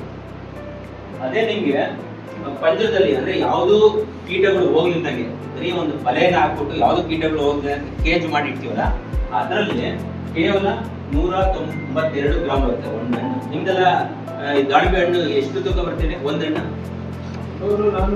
400-500 ಬರುತ್ತೆ ಅಲ್ವಾ? ಸಾಮಾನ್ಯವಾಗಿ 150 ಇಂದ 650 ಬರುತ್ತೆ. ಆಯ್ತಾ? ಅದಾದ್ಮೇಲೆ ದುಂಬಿಗಳನ್ನ ಬಿಟ್ಟು, ಅಂದ್ರೆ ತುಳುವೆ ಜೇನನ್ನ ಬಿಟ್ಟು ನಾವು ಒಂದು ಕೇಜ್ ಮಾಡಿ ಹಾಕಿದ್ವಲ್ಲ, ಅದರಲ್ಲಿ ಸುಮಾರು 284 ಗ್ರಾಮ್ ಬರುತ್ತೆ ನಮ್ಮ ಒಂದು ಸ್ಟಡಿ ಪ್ರಕಾರ. ಅದನ್ನ ನಾವು ಇಳುವರಿ ಚೆಕ್ ಮಾಡಿ ನೋಡಿದಾಗ ಒಂದು ಗಿಡಕ್ಕೆ ನೋಡಿ 24 kg ಬರುತ್ತೆ, ನಂತರ 15 kg ಬರುತ್ತೆ, 22 kg ಬರುತ್ತೆ. ಅದನ್ನ ನಾವು ಲಿಟರ್ ಕನ್ವರ್ಟ್ ಮಾಡಿದಾಗ 20 ಟನ್ ಅಥವಾ 12 ಟನ್ 18 ಟನ್ ಬರುತ್ತೆ. ಅಂದ್ರೆ ಜಾಸ್ತಿ ಬರುತ್ತೆ. ಓಪನ್ ಆಗಿ ಬಾಕ್ಸ್ ಇಟ್ಟಿರ್ಬೇಕು ಅಲ್ಲೇ ದೂರದಲ್ಲಿ ಬರಕನ್ನ ಮಾಡಬೇಕು. ಹೀಗೆ ಮಾಡೋದು ಅಂತ ಹೇಳ್ತೀನಿ ನೆಕ್ಸ್ಟ್. ಸೊ ಒಂದು 20 ಟನ್ವರೆಗೂ ನಿಮಗೆ ಬರುತ್ತೆ. ಈಗ ನೀವು ಒಂದು ಎಕರೆಗೆ ಎಷ್ಟು ತೆಗಿತಿದ್ದೀರಾ ಸಾಮಾನ್ಯವಾಗಿ? ಒಂದು ಎಕರೆಗೆ ಎಷ್ಟು ಇಳುವರಿ ಬರ್ತಿದೆ ನೀವು ತೆಗಿತಾ ಇದ್ದೀರಾ ನೋಡಿ. ಇದರಲ್ಲಿ ನಿಮ್ಗೆ ನೀಟಾಗಿ ಗೊತ್ತಾಗ್ತದೆ ಜೇನುಹುಳುಗಳು ಎಲ್ಲಿರ್ತಾವೋ ಅಲ್ಲಿ ಇದಕ್ಕಿಂತ ಸುಮಾರು 38% ಇಳುವರಿ ಜಾಸ್ತಿ ಬರುತ್ತೆ ನಮಗೆ ಗೊತ್ತಾಗ್ತದೆ. ಸೊ ಇದೆಲ್ಲ ಜೇನುಹುಳುಗಳು ಎಷ್ಟು ಸಂಭವಿಸಬೇಕು ಅನ್ನೋ ಬಗ್ಗೆ ಕೆಲಸ ಮಾಡಿರೋ. ಈ ತರ ಕೆಲಸ ಮಾಡಾದ್ಮೇಲೆ ಒಂದು ಗೂಡಿಗೆ ಒಂದು ಹೆಕ್ಟರ್ಗೆ ಎಷ್ಟು ಗೂಡನ್ನ ಇಡಬೇಕು ಅಂತ ಸ್ವಲ್ಪ ಏನೋ ಬೇರೆ ಬೇರೆ ನಮ್ದು ಫಾರ್ಮುಲಾಸ್ ಎಲ್ಲ ಇದಾವೆ. ಆ ತರ ಎಲ್ಲ ಹಾಕಿ ಮಾಡಿ ನೋಡಿದಾಗ ಒಂದು 3 ರಿಂದ 4 ಗೂಡು ಇಟ್ಟರೆ ಒಂದು ಎಕರೆಗಲ್ಲ 2.5 ಎಕರೆ ಒಂದು ಹೆಕ್ಟರ್ ಅಲ್ಲವಾ. ಸೊ ಅದಕ್ಕೆ ಸುಮಾರು ಒಂದು 4 ಜೇನುಗೂಡನ್ನ ತುಳುವೆ ಜೇನುಗೂಡುಗಳು ಇಟ್ಟರೆ ನಿಮ್ಗೆ ಒಂದು 35-40% ಇಳುವರಿ ಜಾಸ್ತಿ ಇರುತ್ತೆ. ಇನ್ನು ಹೂವು ಆಗುತ್ತಲ್ಲ ಅಂತ ಸಂದರ್ಭದಲ್ಲಿ ನೀವು 2 ತಿಂಗಳು ನೀವು ಮೇಂಟೈನ್ ಮಾಡ್ಕೊಂಡ್ರೆ ನಿಮ್ಗೆ ಇದಾಗುತ್ತೆ. ನಾವು 4 ಜನ ಫಾರ್ಮರ್ಸ್ ನಾವು ಕೆಲಸ ಮಾಡ್ತೀವಿ. ಒಬ್ಬೊಬ್ಬರದೊಂದು ಸ್ಪೇಸಿಂಗ್ ಇದೆ ನೀವು ಹೇಳಿದ್ರೆ ಆಯ್ತಾ. ಸೊ ಅದಕ್ಕೆ ನಾವು ಇದೆಲ್ಲ ನೋಡಿದಾಗ ಸುಮಾರು 38% ಜಾಸ್ತಿ ಬರುತ್ತೆ ಅಂತ ಇದಾಯ್ತು. ಈಗ ಮುಖ್ಯವಾಗಿ ಯಾವ್ಯಾವ ಕೀಟನಾಶಕಗಳನ್ನ ನಾವು ಉಪಯೋಗ ಮಾಡ್ತಿದೀವಿ ಏನು ಅಂತೇಳಿ ಅದ್ರ ಬಗ್ಗೆ ನನ್ನ ಮುಂದೆ ಹೇಳ್ತಾರೆ ರಾಘವೇಂದ್ರ ಸರ್ ಅವರು ಮಾತಾಡ್ತಾರೆ. ಸೊ ನಮ್ಮ ಇದು ಪರಾಗಸ್ಪರ್ಶದ ದಾಳಿಂಬೆ ಪರಾಗಸ್ಪರ್ಶದಲ್ಲಿ ನಾವು ಯೂಸ್ ಮಾಡ್ಬೇಕಾದ್ರೆ ಸೊ ಏನೇನು ಯೂಸ್ ಮಾಡ್ತಿದ್ರು ಮತ್ತೆ ಯಾವ್ದನ್ನ ಯೂಸ್ ಮಾಡಬೇಕು ಯಾವ್ದು ಯೂಸ್ ಮಾಡಬಾರ್ದು ಅನ್ನೋದನ್ನ ನಾವು ಕಂಡುಕೊಂಡಿರೋದನ್ನ ನಿಮ್ಗೆ ಹೇಳ್ತಾ ಇದೀವಿ. ಅದಾದ್ಮೇಲೆ ಇನ್ನೊಬ್ರು ಎಕ್ಸ್ಪರ್ಟ್ ರಾಘವೇಂದ್ರ ಸರ್ ಇದ್ದಾರೆ. ಸೊ ಅವರು ಇನ್ನೂ ನಿಮಗೆ ಡೀಟೇಲ್ ಆಗಿ ಹೇಳ್ತಾರೆ. ಸೊ ಸಾಮಾನ್ಯವಾಗಿ ಇದನ್ನೆಲ್ಲ ಯೂಸ್ ಮಾಡ್ತಾರೆ. ಅದು ಮುಖ್ಯವಾಗಿ ನಮ್ಮ ದಾಳಿಂಬೆಗೆ ಮುಖ್ಯವಾಗಿ ಬರುವಂತ ಫ್ರೂಟ್ ಬೋರರ್ ಅಂತ ಬರುತ್ತೆ, ಕಾಯಿ ಕೊಕ್ಕ ಅಂತ. ಓಕೆ, ಅದ್ರ ಜೊತೆಗೆ ಟ್ರಿಪ್ಸ್ ಅಂತ ಬರುತ್ತೆ. ಅದಕ್ಕೆ ಟ್ರಿಪ್ಸ್ ಕಲಿಸಿ ನಾವು ಸುಮ್ಮನೆ ಕನ್ನಡದಲ್ಲಿ ನಿಮಗೂ ಎಲ್ಲ ಟ್ರಿಪ್ಸ್ ಅಂತ ನೀವೇ ಯೂಸ್ ಮಾಡ್ತೀರಾ ರೈತರ ಲೆವೆಲ್. ಸೊ ಅದೇ ಪ್ಯಾಕೆಟ್ಸ್ ಮಾಡ್ತೀರಾ. ಸೊ ಮತ್ತೆ ವೈಟ್ ಫ್ಲೈಸ್ ಇವೆಲ್ಲ ಬರ್ತದೆ. ಸೊ ಇದ್ರ ಜೊತೆಗೆ ಡಿಸೀಸ್ ಅಂತ ಬಂದಾಗ ಬ್ಲೈಟ್ ಮತ್ತೆ ವಿಲ್ಟ್ ಅಂತ ಬರುತ್ತೆ ಆಯ್ತಾ. ಕೊಳೆ ರೋಗ ಅಥವಾ ಸೊರ್ಗು ರೋಗ ಅಂತ ಕರಿತೀರಲ್ಲ ಅದು. ಸೊ ಒಂದು ಫ್ರೂಟ್ ಬರೋದು ಟ್ರಿಪ್ಸ್ ಬ್ಲೈಟ್ ವಿಲ್ಟ್ ಈ 4ನ್ನ ಮುಖ್ಯವಾದಂತ ನಾವು ಕಂಟ್ರೋಲ್ ಮಾಡ್ಕೊಂಡ್ರೆ ನಾವು ದಾಳಿಂಬೆಯಲ್ಲಿ ನಾವು ಬಂಪರ್ ಇಳುವರಿನ ಕಲಿಸ್ಬೋದು. ಇನ್ನು ಮಿಕ್ಕಂತೆ ಅಗ್ರಾನಮಿಕ್ ಪ್ರಾಕ್ಟೀಸ್ ಏನಿರುತ್ತೋ ನೀರು ಒದಗಿಸೋದು, ನ್ಯೂಟ್ರಿಯೆಂಟ್ಸ್ ಕೊಡೋದು, ಫರ್ಟಿಲೈಸರ್ ಕೊಡೋದು, ಮತ್ತೆ ನೀವು ಪ್ರೂನಿಂಗ್ ಯಾವ ಟೈಮಲ್ಲಿ ಮಾಡಬೇಕು, ವೀಡಿಂಗ್ ಮಾಡೋದು ಇವೆಲ್ಲ ಮಾಡ್ಕೊಂತ ಇರಬೇಕು. ಅದ್ರ ಜೊತೆಗೆ ನೀವು ಸಪೋರ್ಟಿಂಗ್ ಆಗಿ ಈ 4 ಏನು ಮೇನ್ ಇದಾವೋ ಸೊ ಇವನ್ನ ನೀವು ಟಾರ್ಗೆಟ್ ಮಾಡಿದ್ರೆ ನೀವು ಇಳುವರಿನ ಜಾಸ್ತಿ ತಗೋಬಹುದು. ಸೊ ಅದಕ್ಕೆ ಇದೆಲ್ಲ ಯೂಸ್ ಮಾಡ್ತಿರೋದು ಮೆಟ್ರಾಮೆಟ್ರಿನೋ ಮತ್ತೆ ಡೈಮಿಥೈಡ್ ಇದೆಲ್ಲ ಯೂಸ್ ಮಾಡ್ತಿದ್ದಾರೆ. ಮೆಲಾಥಿಯನೋ ಸೊ ಮೆನ್ಕೋಸೆಬಿನ ಯೂಸ್ ಮಾಡ್ತಾ ಇದ್ದಾರೆ. ಸೊ ನಮ್ಮ ಯೂಸ್ ಮಾಡ್ತಿದ್ದೀವಿ ಈಗ ಪ್ರೆಸೆಂಟಿಗೆ ಎಲ್ಲ ರೈತರು ಯೂಸ್ ಮಾಡ್ತಾ ಇದ್ದಾರೆ. ಸೊ ಯೂಸ್ ಮಾಡ್ತೀರಿ ಅಂದ್ರೆ ನಾವು ಗೂಡುಗಳನ್ನ ಇಟ್ಟಿದ್ರೆ ಆಯ್ತಾ, ನೀವೇನಾದ್ರು ಜೇನುಗೂಡನ್ನ ಇಟ್ಟಿದ್ರೆ ಅನ್ಕೊಳ್ಳಿ ಅಥವಾ ನಿಮ್ಮ ಅಕ್ಕಪಕ್ಕ ಇಟ್ಟಿದ್ರು. ಸೊ ಅವಾಗ ಜೇನುಹುಳ ಮೇಲೆ ಯಾವ ತರ ಪ್ರಭಾವ ಆಗುತ್ತೆ. ಸೊ ಈ ತರ ನೀವು ಕೆಮಿಕಲ್ ಹೊಡೆಯೋದ್ರಿಂದ ಏನಾಗ್ತದೆ, ಸೊ ಅವಾಗ ಏನಾಗುತ್ತೆ ಮುಖ್ಯವಾಗಿ ಜೇನುಹುಳ ಸಾಯ್ತವೆ. ಓಕೆ, ಜೇನುಹುಳ ನೀವು ಸ್ಪ್ರೇ ಮಾಡ್ತಿದ್ರಲ್ಲ ಅಂತ ಸಂದರ್ಭದಲ್ಲಿ ಜೇನುಹುಳ ಸತ್ತೋಗ್ತವೆ. ಸೊ ಸತ್ತೋದ್ಮೇಲೆ ನಮ್ಗೆ ಗೊತ್ತಾಗುತ್ತೆ ಸ್ಪ್ರೇ ಮಾಡ್ಬೇಕಾದ್ರೆ ಹೇಳ್ತೀನಿ. ಸೊ ಜೇನುಹುಳ ಸತ್ತೋಗ್ತವೆ. ಸತ್ತೋದಾಗ ನಮ್ಗೆ ಕಾಣುತ್ತೆ. ಸೊ ನಮ್ಮ ಕುಟುಂಬ ನಾವು ಬಿಟ್ಟು ಇಟ್ಕೊಂಡಿರ್ತೀವಲ್ಲ ಎಲ್ಲ ಬಂದು ಸತ್ತೋಗಿರ್ತಾರೆ. ಎಷ್ಟೋ ಜನ ನಮಗೆ ಇದು ಫೋಟೋ ಕಳಿಸ್ತಾ ಇರ್ತಾರೆ ವಾಟ್ಸಪ್ ಅಲ್ಲಿ, ಸರ್ ಏನಾಯ್ತು ಸರ್ ಏನಾಯ್ತು. ಸೊ ಜೇನುಹುಳು ಅಡಲ್ಟ್ ಬೀಸ್ ಗಂಡು ಅಥವಾ ಕೆಲಸಗಳು ಏನಿರ್ತವೋ ಅವೆಲ್ಲ ಸಾಯ್ತಾ ಇದಾವೆ ಅಂತಂದ್ರೆ ಅವೆಲ್ಲ ಹೋಗಿ ಈ ಇನ್ಸೆಕ್ಟಿಸೈಡ್ ಜೊತೆ ಕಾಂಟ್ಯಾಕ್ಟ್ ಆಗಿದೆ. ಸೊ ಅವುಗಳಿಂದ ಕಾಂಟ್ಯಾಕ್ಟ್ ಆಗಿಂದ ಬಂದು ಸಾಯ್ತಾ ಇದೆ ಅಂತ. ಆ ಗೂಡು ಬಂದು ಎಲ್ಲ ಬಂದು ಸತ್ತೋಗಿರ್ತವೆಲ್ಲ. ಸೊ ಅದ್ರ ಮೇಲೆ ಸುಮಾರು ಇರ್ತದೆ ಅದು. ಮತ್ತೆ ಇನ್ನೊಂದು ಏನ್ ಮಾಡ್ತಾವೆ ಅಂದ್ರೆ ಅವು ಸ್ಪ್ರೇನ ತಗೊಬಂದಾದ್ಮೇಲೆ ಗೂಡು ಒಳಗಡೆ ಬಂದ ಮರಿ ಹುಳನೂ ಸತ್ತೋಗ್ತದೆ. ಒಂದ್ರಿಂದ ಜಸ್ಟ್ ಅದಕ್ಕೆ ಮೈಕ್ರೋ ಲೆವೆಲ್ ಸಾಕು, ಅದಕ್ಕೇನು ಜಾಸ್ತಿ ಬೇಕಿಲ್ಲ. ಒಂದೇ ಒಂದು ಡ್ರಾಪ್ ಇದ್ರನ್ನ ಒಂದು 10 ಹುಳ ಸತ್ತೋಗ್ತದೆ. ಸೊ ಅಷ್ಟು ವಿಷಕಾರಿ ಇರ್ತವೆ ಇನ್ಸೆಕ್ಟಿಸೈಡ್. ಅದರಿಂದ ಜೇನುಹುಳು ಸತ್ತೋಗ್ತದೆ. ನಮ್ಗೆ ಗೂಡಲ್ಲಿ ಇರ್ತವೆ, ಗೂಡಿನ ಗೊತ್ತಾಗುತ್ತೆ ನಮ್ಗೆ ಅಯ್ಯೋ ಅನ್ಸುತ್ತೆ. ಬಟ್ ಅದೇ ನ್ಯಾಚುರಲ್ ಇರುವಂತ ಜೇನ್ ಆಗಿರ್ಬೋದು, ಕಟ್ಟಿ ಜೇನ್ ಸತ್ತೋದ್ರು ನಮ್ಗೆ ಗೊತ್ತಾಗಲ್ಲ. ಏನೋ ಬಿಟ್ಟೋಗಿರ್ಬೇಕೇನೋ, ಯಾರೋ ಈ ಕೆಮಿಕಲ್ ಹೊಡೆದವ್ರೇನೋ ಅಂತ ಅನ್ಕೊಂಡಿದ್ದೆ. ಸೊ ಅದಕ್ಕೆ ನಾವು ಕೆಮಿಕಲ್ಸ್ ಹೊಡಿಬೇಕಾದ್ರೆ ತುಂಬಾ ಕಾನ್ಶಿಯಸ್ ಇಟ್ಕೊಂಡು ನಾವು ನಮ್ಮ ಪ್ರಜ್ಞೆ ಇಟ್ಕೊಂಡು ನಾವು ಸ್ಪ್ರೇ ಮಾಡ್ಬೇಕು. ಯಾವ ತರ ಮಾಡ್ಬೇಕಂತ ನಾನು ಮುಂದಿನ ಸ್ಟೇಜಾಗಿ ಹೇಳ್ತೀನಿ ಆಯ್ತಾ. ಸೊ ಅವಾಗ ಏನಾಗ್ತದೆ ನಾವು ದುಂಬಿಗಳು ಕೂಡ ಆದಷ್ಟು ನಾವು ಸಂರಕ್ಷಣೆ ಮಾಡ್ಬೇಕು. ಸೊ ಇಲ್ಲಾಂದ್ರೆ ನಾವು ಬರೀ ನಮ್ಮದೇ ಇದು ಮುಖ್ಯವಾಗಿ ನಮ್ಮ ಕ್ರಾಪ್ ಬೆಳೆಯೋದೇ ನಮ್ದು ಮುಖ್ಯವಾದ ಗುರಿ ಅಂತ ಇಟ್ಕೊಂಡ್ರೆ ನಮ್ಮ ಪ್ರಕೃತಿಯನ್ನ ನಾವು ಕನ್ಸಿಡರ್ ಮಾಡ್ಕೊಳ್ಳೋದೇ ಇಲ್ಲ. ಸೊ ಪ್ರಕೃತಿಯನ್ನು ಒಳಗೊಂಡಂತೆ ನಾವು ಕೃಷಿಯನ್ನು ಮಾಡ್ತೀವಿ. ಅವಾಗ ನಾವು ದುಂಬಿಗಳನ್ನ ಉಳಿಸ್ಕೊಳ್ತೀವಿ, ಮತ್ತೆ ಯಾವ ಕೀಟಗಳು ಇರ್ತಾವೋ ಅಂಥವ್ನು ಮಾತ್ರ ನಾವು ಟಾರ್ಗೆಟ್ ಮಾಡಿ ಮಾಡ್ತೀವಿ. ಸೊ ಅವಾಗ ಗೂಡಿದ್ರೆ ನಮಗೆ ತಕ್ಷಣ ಗೊತ್ತಾಗುತ್ತೆ, ಒಂದು ಗೂಡುಗಳಲ್ಲಿ ಸತ್ಬಿದ್ದಿರ್ತವೆ ಅಥವಾ ಜೇನು ಗೂಡು ಇರ್ತಾವಲ್ಲ. ಸೊ ಗೂಡುಗಳು ಸಾಮಾನ್ಯವಾಗಿ ಯಾವಾಗ ಕಾಮನ್ ಇರ್ತೀವಿ. ಯಾರಾದ್ರೂ ಜೇನು ಪೆಟ್ಟಿಗೆ ಇಟ್ಕೊಂಡಿದ್ರೆ ಇದ್ದೀರಾ? ಕೈ ಬರೋದಿಲ್ಲ, 4-5 ಜನ ಇದ್ದಾರೆ. ಸೊ ಇವರು ಬರ್ತಾ ಇದ್ದಾರೆ, ಇವರು ಇಟ್ಕೊಂಡಿದ್ದಾರೆ. ಸೊ ಗೂಡಲ್ಲಿ ಇದು ಏನಂದ್ರೆ ಅದು ಆಕ್ರಮಣಕಾರಿಯಾಗಿರ್ತವೆ. ಯಾವಾಗ ಇನ್ಸೆಕ್ಟಿಸೈಡ್ ಎಲ್ಲ ಹೊಡಿತೇವೋ ಸುಮಾರು ಸಾಯ್ತಿರ್ತವಲ್ಲ. ಸೊ ಅವಾಗ ನೀವು ಹತ್ರ ಹೋದ್ರು ಗೂಡನ್ನ ಬಂದು ನಿಮ್ಗೆ ಅವೇ ಬರ್ಡ್ ಸ್ಟಿಂಗ್ ಮಾಡೋಕ್ಕೆಲ್ಲ ಶುರು ಮಾಡ್ತಾವೆ. ನೀವು ಗೂಡು ಇನ್ನೂ ಅದು ಪೆಟ್ಟಿಗೆ ಹಿಂಗೆ ನೋಡೋಷ್ಟು ಎದ್ದಷ್ಟು ಬಂದು ಸ್ಟಿಂಗ್ ಮಾಡ್ತೀವಿ. ಯಾಕಂದ್ರೆ ಅವಕ್ಕೆ ಅಷ್ಟು ಬೇರೆ ಹುಡುಗ ಸುತ್ತೋಗಿರ್ತಾವ ಆಗುತ್ತೆ. ಮತ್ತೆ ಎರಡನೇದು ಅವ್ರದ್ದು ಪಾಪ್ಯುಲೇಷನ್, ಅವ್ರ ಸಂಖ್ಯೆ ಇರ್ತಾವಲ್ಲ. ನಮ್ಮ ದುಡಿಮೆ ಜನಲ್ಲಾದ್ರೆ ಸುಮಾರು 10-15 ಸಾವಿರ ಇರ್ತವೆ. ನಮ್ಮ ಪೆಟ್ಟಿಗೆ ಕೊಡ್ತೀವಲ್ಲ ದುಡ್ಬೆ ಜನ, ಅದು 10-15 ಸಾವಿರ ಇರ್ತವೆ. ಅದು ಪಾಪ್ಯುಲೇಷನ್ ಕಡಿಮೆ ಆಗ್ತಾ ಇರ್ತವೆ. ಸೊ ನಿಮ್ಗೆ ಅವು ಎಣ್ಸಕ್ಕಾಗಲ್ಲ. ಅದಕ್ಕೆ 8 ಫ್ರೇಮ್ ಅಂತ ಕರಿತೀವಿ. ಸೊ 8 ಚೌಕಟ್ಟು ಇರ್ತದೆ ಅದರಲ್ಲಿ. ಸೊ ಅದನ್ನ ನೀವು ನೋಡಿದ್ರೆ 8 ಚೌಕಟ್ಟುಗಳಲ್ಲಿ ಇರ್ತಾವಲ್ಲ. ಸೊ ಒಂದೊಂದರಲ್ಲೂ ಕೂಡ 1,500 ಇರ್ತವೆ ಒಂದೊಂದು ಫ್ರೇಮಲ್ಲಿ. ಸೊ ಆ ಥರದ್ದು 8 ಚೌಕಟ್ಟಲ್ಲಿ ಸೊ ಕಡಿಮೆ ಆಗ್ತಾ ಇರ್ತವೆ. ನೀವು ಎದ್ದು ನೋಡಿದ್ರೆ ಬರೀ ಇದು ರೊಟ್ಟಿ ಮಾತ್ರ ಕಾಣ್ತಾ ಇರ್ತವೆ, ಹುಳಗಳು ಇರೋದ್ರಲ್ಲ ಸತ್ತೋಗಿರ್ತವೆ, ಆಯ್ತಾ. ಸೊ ಅವಾಗ ನಮಗೆ ಗೊತ್ತಾಗುತ್ತೆ ಇದೇನೋ ಪಕ್ಕದಾಗೆ ಏನೋ ಒಂದು ಇನ್ಸೆಕ್ಟಿಸೈಡ್ ಹೊಡ್ತಾರೆ, ಅದಕ್ಕೆ ಇವೆಲ್ಲ ಹುಳುಗಳು ಸತ್ತೋಗ್ತದೆ ಅಂತ. ಮತ್ತೆ ಸಾಮಾನ್ಯವಾಗಿ ಈ ಯಾವುದೇ ಕೀಟ ರೋಗಗಳು ಬಂದ್ರೆ ಮುಖ್ಯವಾಗಿ ಮರಿಗಳು ಇರ್ತವೆ, ಅವು ಸಾಯ್ತವೆ. ಓಕೆ, ಈ ಪ್ರೌಢ ಹುಳುಗಳು ಸಾಯೋದಿಲ್ಲ, ಅಡಲ್ಟ್ ಬೀಸು ಸಾಯೋದಿಲ್ಲ. ಸೊ ಅಡಲ್ಟ್ ಬೀಸ್ ಸಾಯ್ತಾ ಇದೆ ಅಂತ ಅರ್ಥ ಅದು ನಾವು ಇನ್ಸೆಕ್ಟಿಸೈಡ್ ಸ್ಪ್ರೇ ಮಾಡ್ತೀವಿ ಅಂತ. ಮತ್ತೆ ನಾವು ಹತ್ತಿರದ ಹೋಗಿ ನಿಂತ್ಕೊಂಡು ಕೆಲಸ ಮಾಡೋದು ಬಂದು ಸುಮ್ಮನೆ ಸ್ಟೀಮ್ ಮಾಡೋಕೆ ಶುರು ಮಾಡ್ತಾರೆ. ಸೊ ಅಷ್ಟು ಆಕ್ರಮಣಕಾರಿಯಾಗಿರ್ತದೆ. ಸೊ ಅವಾಗ ನಮಗೆ ಗೊತ್ತಾಗುತ್ತೆ ನಮ್ಮ ಗೂಡು ಇನ್ಸೆಕ್ಟಿಸೈಡ್ ಸ್ಪ್ರೇ ಇಂದ ನರಳ್ತಾ ಇದೆ ಅಂತ ನಮಗೆ ಗೊತ್ತಾಗುತ್ತೆ. ಸೊ ಇವೆಲ್ಲ ತುಂಬಾ ಇದು ಟಾಕ್ಸಿಕ್ ಇರುವಂತ ಕಾಂಪೌಂಡ್ಸ್. ಮುಖ್ಯವಾಗಿ ನಾವು ಇಮ್ಯುನೋಕ್ಲೋಪ್ರಿಡ್ ಇದೆ. ಓಕೆ, ಸೊ ನಿಯೋನಿಕೋಟಿನಾಯ್ಡ್ಸ್ ಅಂತ ಕರಿತೀವಲ್ಲ, ಇವೆಲ್ಲ ಹೈಲಿ ಟಾಕ್ಸಿಕ್. ಮತ್ತೆ ಇನ್ಸೆಕ್ಟಿಸೈಡ್ ಅಲ್ಲಿ ಯಾವುದು ಕೂಡ ಸೇಫರ್ ಅಂತ ನಾವು ಹೇಳಕ್ಕಾಗಲ್ಲ, ಲೆಸ್ ಟಾಕ್ಸಿಕ್ ಅಂತ ಹೇಳ್ತೀವಿ. ಅಂದ್ರೆ ನಾವು ಹೊಡೆದಾಗ ಅದಕ್ಕೆ ತುಂಬಾ ಸಣ್ಣ ಪ್ರಮಾಣದಲ್ಲಿ ಅವ್ರ ಮೇಲೆ ಹಾನಿಯಾಗುತ್ತೆ ಅಂತ. ಓಕೆ, ಇನ್ಸೆಕ್ಟಿಸೈಡ್ ಗ್ರೂಪ್ ಇದೆ ಹಂಗೇನೆ. ಸೊ ಸರ್ ನೆಕ್ಸ್ಟ್ ಹೇಳ್ತಾರೆ ನಿಮ್ಗೆಲ್ಲ. ಸೊ ಅದರಲ್ಲಿ ತುಂಬಾ ಹೈಲಿ ಟಾಕ್ಸಿಕ್ ಇರುವಂಥದ್ದು, ಹೆಚ್ಚು ನಮಗೆ ಇದು ಸಾವನ್ನ ತಂದ್ಕೊಡುವಂಥವು ಅಂತ ಕೆಮಿಕಲ್ಸ್ ಯಾವುವು ಇವನ್ನೆಲ್ಲ ನೀವು ಯೂಸ್ ಮಾಡ್ತಾ ಇರ್ತೀರ ನೋಡಿ. ಸೊ ಟ್ರೇಡ್ ನೇಮ್ ಹಾಕಿದ್ದೀನಿ, ಟ್ರೇಡ್ ನೇಮ್ ನೋಡಿದ್ರೆ ನಿಮಗೆ ಬೇಗ ಗೊತ್ತಾಗುತ್ತೆ. ಸೊ ಇವೆಲ್ಲ ಹೈಲಿ ಟಾಕ್ಸಿಕ್. ಆಮೇಲೆ ಇಲ್ಲಿ ಯಾವ ಇದ್ದಾವೇನೋ ಸಾರಿ, ಆಮೇಲೆ ನಾನು ನಿಮ್ಗೆ ಡಿಸ್ಟರ್ಬ್ ಮಾಡ್ತಿದ್ದೇನೆ. ಸೊ ಇರೋವಂಥದ್ದು ನಮ್ಮ ಸ್ಟಡಿಯಲ್ಲಿ ನಾವು ರೈತರ ಹತ್ರನೇ ರೈತರ ಹತ್ರ ಇಂಟ್ರಾಕ್ಟ್ ಮಾಡಿ ಅವ್ರು ಯಾರ್ಯಾರು ಯಾವುದೇ ಹೊಡಿತಾ ಇದ್ರು ಅಂತ ತಗೊಂಡಾಗ ಸೊ ಸಾಮಾನ್ಯವಾಗಿ ಇವನ್ನೆಲ್ಲ ಯೂಸ್ ಮಾಡ್ತಾರೆ. ಅದರಲ್ಲಿ ನಿಯೋನಿಕೋಟಿನೈಡ್ಸ್ ಇದೆಯಲ್ಲ. ಸೊ ನಿಯೋನಿಕೋಟಿನೈಡ್ಸ್ ಇನ್ನೊಂದು ವಿಚಿತ್ರವಾದ ಬಿಹೇವಿಯರ್ ಏನಂದ್ರೆ ಇದು ಇಮ್ಯುನೋಕ್ಲೋಪ್ರಿಡ್ ಅಂತ ಇದೆ. ಸೊ ನಿಯೋನಿಕೋಟಿನೈಡ್ಸ್ ಜೇನು ಗೂಡುಗಳಿಗೆ ಏನಾದರೂ ಅಂದ್ರೆ ಜೇನು ದುಂಬಿಗಳಿಗೆ ಬಿಟ್ಟು ಅಂದ್ರೆ ಅದೇನಾಗ್ತದೆ, ಪುನಃ ಗೂಡಿಗೆ ಬರುತ್ತಲ್ಲ ಆ ದಾರಿನ ಮರ್ತೋಗುತ್ತೆ.